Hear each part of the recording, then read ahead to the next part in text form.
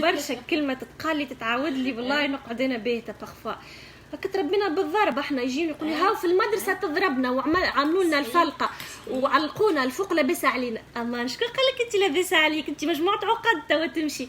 امان احنا كي راهو مجتمعنا باش نحكي عن مجتمعنا التونسي ترى توا في الكياس برك كي نسوقوا برك في الكياس قديش فما كلام بذيء، قديش غش، قديش حاجات تصرف همجيه، قديش تصرفات خايبه. هذا يدل لي مجتمع واعي 20 سنه اللي تربى بطريقه واعيه طريقه متوازنه اللي هو ما عندوش عقد نفسيه.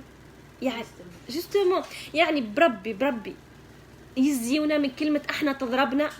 هاكا ربي صار لنا احنا قبل سيدي يعمل لنا ويعمل لنا ويعمل لنا هذه. يعني شكون اللي قالك اللي انت متوازن نفسيا؟ اول حاجه شكون اللي قالك ما عندكش كلاكيع هكا حاجات ماهيش مخليتك اللي انت متوازن نفسيا؟ هذا اللي يخليك تعمل بروجيكسيون على صغيرك.